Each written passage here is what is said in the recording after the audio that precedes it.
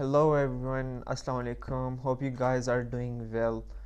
तो गाइस, इस वीडियो में मैं आपको बताऊंगा कि मैंने पीटी में 60 मार्क्स कैसे अचीव किए। इन शॉर्ट मैं आपको कुछ टिप्स दूंगा और अपना ओवरऑल एक्सपीरियंस बताऊंगा। मैंने दो अटेम्प्ट्स दिए हैं पीटी की। तो बैचलर्स जब मैंने कंप्लीट किया तो मैंने इरादा किया, पहले से मेरा प्लान था ऑस्ट्रेलिया जाने का, मास्टर्स करने का वहाँ जाके सेम फील्ड में, अकाउंटिंग एंड फाइनेंस में। तो उसके लिए 6.5 रिक्वायर्ड थे। तो मैंने आइल्स और पीटी में थोड़ी रिसर्च स्टार्ट कर दी कि कौन सा ज़्यादा इजी रहेगा। तो पीटी कंप्यूटर बेस्ड था, तो कंप्यूटर बेस में क्योंकि सामने कोई बंदा नहीं होता तो ज़्यादा कॉन्फिडेंटली बंदा पेपर दे सकता है। मैंने ये चीज़ मुझे अच्छी लगी। तो उसके अलावा 6 पॉइंट मीडियम लेवल इंग्लिश भी मैं बोल लेता था, तो मैंने बहुत ज़्यादा इजी ले लिया पीटी को ना। तैयारी तक की नहीं और जस्ट ओवरव्यू उसका लिया और कुछ क्वेश्चंस का पैटर्न देखा और बहुत ज़्यादा ओवर कॉन्फिडेंट होकर मैं निकल गया। तैयारी और मेहनत मुझसे वैसे ही बहुत कम होती है शुरू से, तो मैं हमेशा वो पुरानी आदतें थी एग्ज़ाम्स की रात पढ़ने वाली।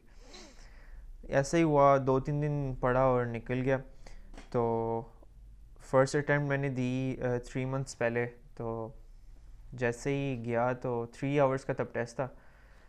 तो टेस्ट दिया तो जनाब, जब सेकंड आवर जैसे ही गुज़रा तो मेरा होश उड़ गए। लिसनिंग में पता नहीं किसी 1980 के एक्सपायर बाबा और एक्सपायर औरतों की आवाज़ें लेक्चर थे लिसनिंग सेक्शन में और स्पीकिंग सेक्शन में। तो वो मुझे समझ ही नहीं आया ये हो क्या रहा है। मेरी चीज़ें ऊपर से गुजरने लगी, मैं पैनिक थोड़ा कर गया, स्ट्रेस में आ गया और नतीजा ये निकला कि 48 मार्क्स आए मेरे ओवरऑल ऑस्ट्रेलिया में। जो कि आप बगैर टेस्ट के अगर आप जाओ तो वहाँ आपको पढ़ना पड़ता है, जो आपको अराउंड 5,000 to 8,000 कॉस्ट कर जाता है।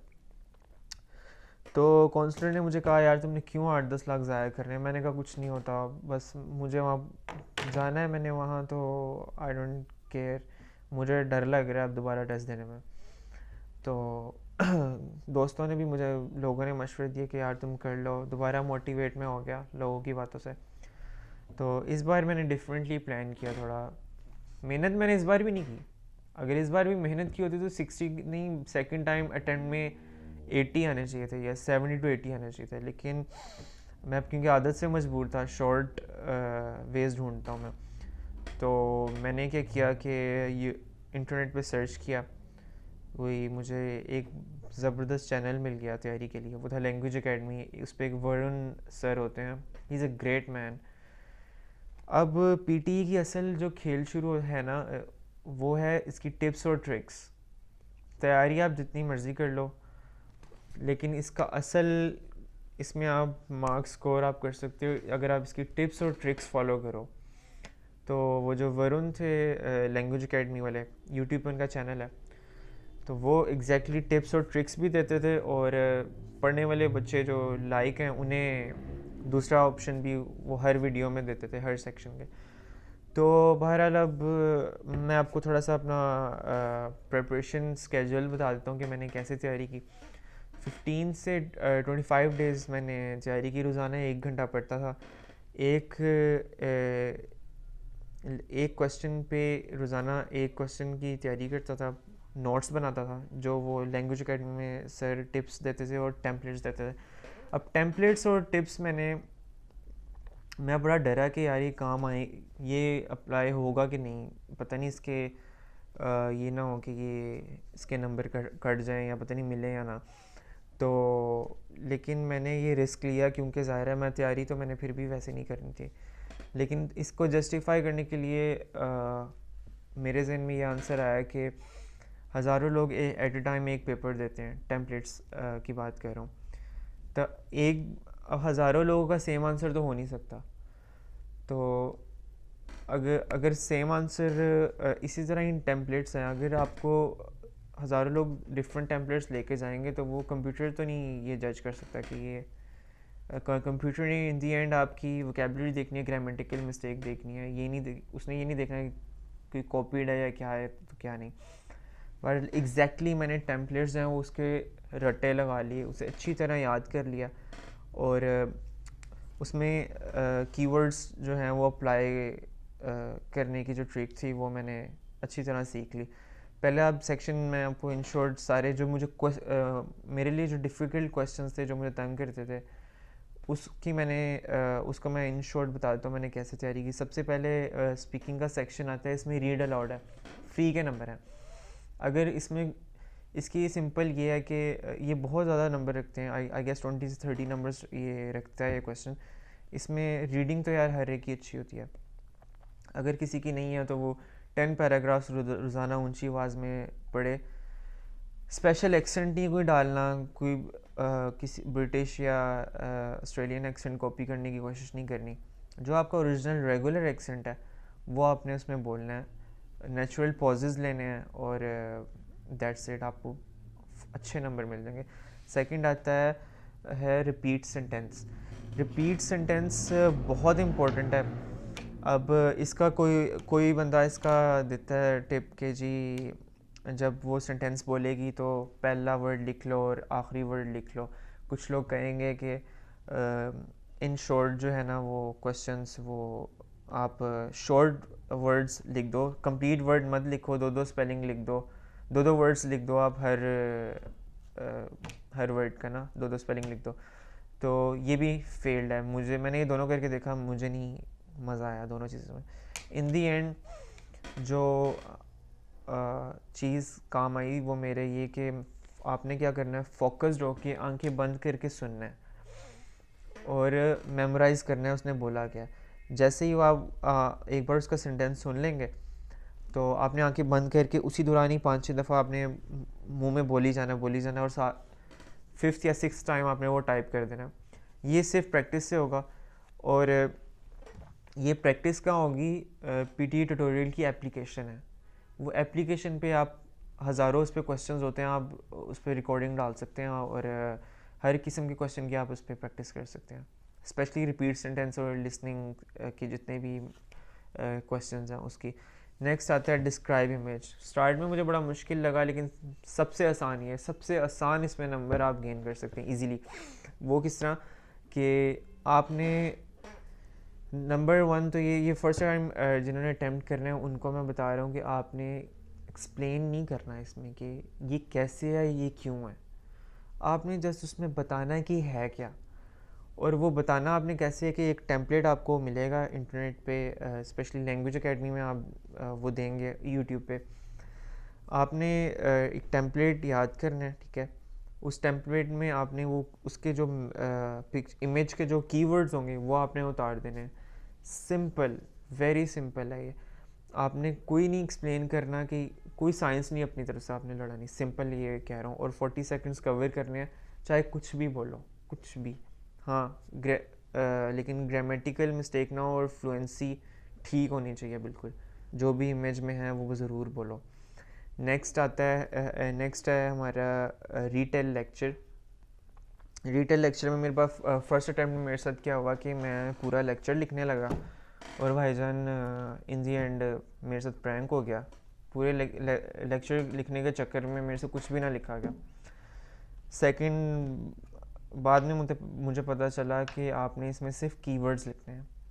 कीवर्ड्स आपने कोशिश करनी है 8 से 12 कीवर्ड्स आप नोट डाउन कर लें, मेन जो पॉइंट्स वो बोलेगी एंडिंग लाइन। उसके बाद आता है आंसर शॉर्ट क्वेश्चंस, ये जनरल नॉलेज है। और कुछ साइंस के क्वेश्चंस भी इसमें होते हैं जो आपने किसी मैट्रिक में और पढ़े होते हैं। साइंस के सब्जेक्ट्स में 4-5 क्लास के भी इसमें क्वेश्चंस आते हैं जो आपने छोटे होते हुए पढ़े होते हैं, तो ये इसका कोई मसला नहीं है। आगे रीडिंग सेक्शन है, रीऑर्डर पैराग्राफ। ये यार इसमें तो ये जनरली ये वही चीज़ है जिसकी मैं तैयारी भी मेरे से बहुत मुश्किल से हुई है, मैं तुक्के ही मार के आया हूँ। इसमें जो मुझे टिप्स लोगों ने जो मुझे इंपॉर्टेंट टिप्स दी थी वो ये थी कि आपने पहला जो सेंटेंस है वो इंडिपेंडेंट ढूंढना है, जिसका जो कनेक्टिंग ना हो ऊपर या नीचे और उसमें कंप्लीट इन्फॉर्मेशन हो, तो वो पहला आप पैराग्राफ जो होगा वो हमेशा इंडिपेंडेंट होगा।